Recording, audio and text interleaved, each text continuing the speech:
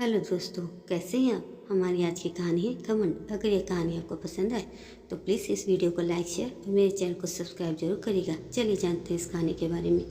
एक राजा था, उसको अपने पर बड़ा घमंड था। उसको लगता था कि वह सब जानता है, उसमें बहुत ज्ञान है। राज्य में उसके मंत्री और दूसरे सभापति उसकी चापलूसी करते थे। राजा ने कई ज्ञानियों से ज्ञान ले रखा था। अब उसे लगने लगा था कि इस पृथ्वी पर ऐसा कुछ भी नहीं है जो वह नहीं जानता है। इस अभिमान से भरे उस राजा ने एक दिन अपने राज्य में यह घोषणा करवाई कि जो भी राजा के सामने 3 ऐसी बात लेकर आएगा जो राजा नहीं जानते हैं, तो राजा उसे अपना आधा राज्य दे देंगे। लेकिन ध्यान रहे, अगर वह राजा के सामने आकर ऐसा करने में असमर्थ होता है तो राजा उसे दंड स्वरूप मृत्युदंड देंगे। राजा की ऐसी घोषणा के बाद कई लोगों ने सोचा जरूर, लेकिन वह राजा के सामने नहीं आ पाए क्योंकि उन्हें भय था कि राजा को सब पता है। इसलिए वह वहां जाकर अपनी जान गंवाना नहीं चाहते थे। कई दिनों बाद एक बुद्धिमान और चतुर युवक को राजा के इस संदेश का पता चला। युवक का नाम था धीरज। वह नगर के बाहर रहता था। वह राजा की सभा में पहुंचा। राजा की सभा में मंत्री के साथ नगर के प्रतिष्ठित लोग भी थे, ताकि राजा का निर्णय सभी को पता चले। साथ ही राजा कुछ गलत नहीं करता, ऐसा नगरवासियों को ज्ञात हो। सब सोच रहे थे कि यह मूर्ख राजा की सभा में मरने क्यों आया है। राजा भी उसे देखकर खुश हुआ। राजा ने उससे पूछा, अच्छा क्या नाम है तुम्हारा। युवक बोला, धीरज।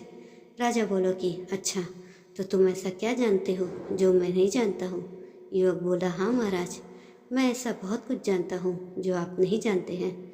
राजा को यह बात सुनकर थोड़ी सी ठेस लगी।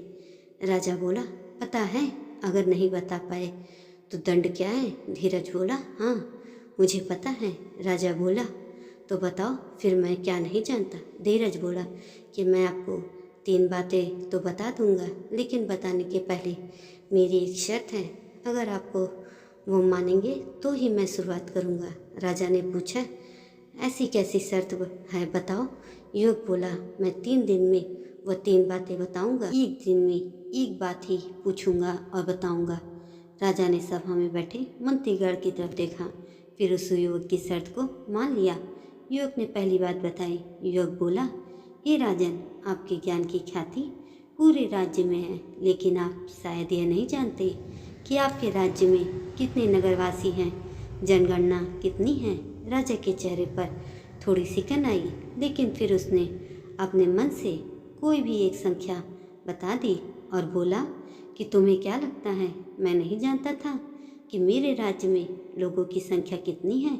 कुल 5,23,937 लोग हैं। दरबारी राजा की वाह वाह करने लगे। सभी खड़े हो गए। युवक बहुत चतुर था, वह हंसने लगा। राजा उसको हंसता देख बोला, क्या मृत्यु के भय ने तुम्हें पागल कर दिया है जो हंस रहे हो। युवक बोला, नहीं, मेरी मृत्यु आज तो नहीं होगी, क्योंकि आपका जवाब गलत है। अभी यहाँ आने से पहले गांव के एक पास के बुजुर्ग मनोहर काका का स्वर्गवास हो गया था, और पास के ही गांव में आज 3 नवजात शिशु का भी जन्म हुआ है। क्या नवजात आपके राज्य में नहीं आते महाराज। सभा में थोड़ा शोर हुआ। एक मंत्री बोला, तुम चतुराई कर रहे हो। जीवन और मृत्यु का आंकड़ा तो प्रतिदिन बदलता रहता है।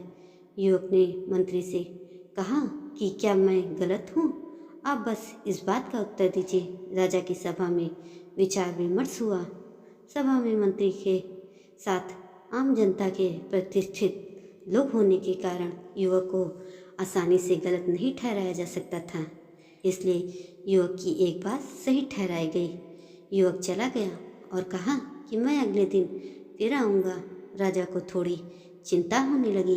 उसने कहा कि इस युवक पर नज़र रखी जाए, साथ ही ऐसे आंकड़े संबंधित जानकारी रात में संबोधन करके मुझे बताई जाए।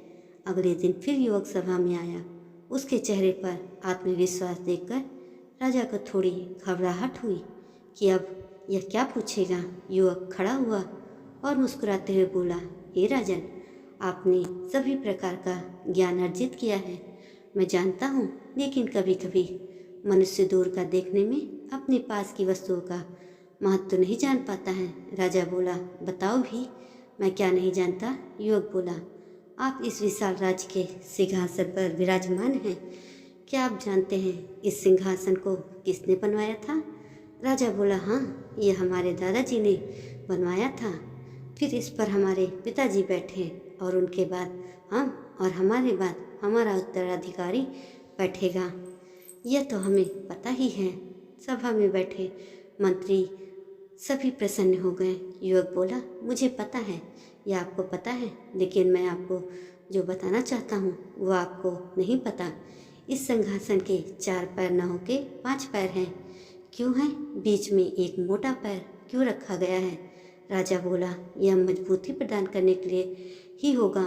युवक बोला, होगा या है? राजा के चेहरे की हवाइयाँ उड़ गई। बोला, यह मजबूती के लिए ही है।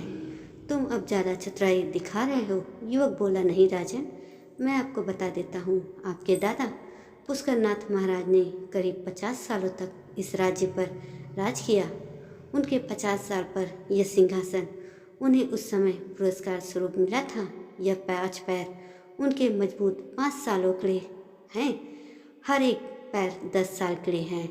राजा अपने सभापतियों की तरफ गुस्से से देखता है कि उन्होंने यह बात उसे क्यों नहीं बताई। राजा उस युवक को बोलता है, तुम्हारे पास इसका क्या प्रमाण है? तुम अभी युवक हो, इतनी पुरानी बात तुम्हें कैसे पता है? वह युवक बोला, इस प्रश्न का उत्तर आपको मेरी तीसरी बात में पता चल जाएगा, जो आप नहीं जानते हैं। अभी मैं चलता हूँ। राजा अपने मंत्रियों से बोलता है, आज रात्रि में मुझे इस युवक की पूरी जानकारी चाहिए। कल किसी भी कीमत पर या ऐसा कुछ नहीं बताए जो मुझे ज्ञात न हो। मैं अपना आधा राज्य नहीं खो सकता। अगले दिन वह युवक फिर राजसभा में आता है।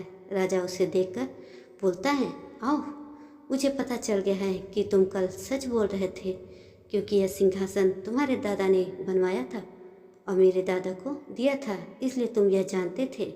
लेकिन अब तुम्हारे पास ऐसा कुछ नहीं जो मैं नहीं जानता। तुम्हें अब दंड मिलना तय है, क्योंकि हम राजा अपने कहे वचन को नहीं टाल सकते, इसलिए तुम्हें दंड तो मिलकर ही रहेगा। युवक मुस्कुराते हुए बोला कि आपके मुँह से यह बात अच्छी नहीं लगती महाराज, क्योंकि आप उसी परिवार से हैं जो अपने वचन से मुकर जाते हैं। राजसभा में शोर मच गया। राजा गुस्से से चिल्लाकर बोला, तुम्हारी इतनी हिम्मत, तुम हमारे परिवार के लिए ऐसे शब्द का प्रयोग कर रहे हो? कौन सी बात से मुकरा है हमारा परिवार? युवक बोला, अच्छा, आपको नहीं पता? मुझे लगा कि आपने सब पता लगा लिया है, तो शायद वह भी पता लगा ही लिया होगा। राजा बोला, क्या?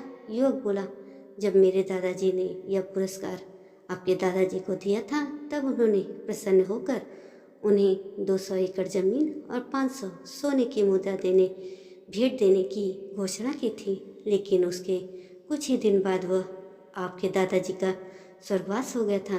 तब मेरे दादाजी ने कहा था कि जो भी महाराज होगा वो हमारी भेंट आज नहीं तो कल हम तक ले आएगा।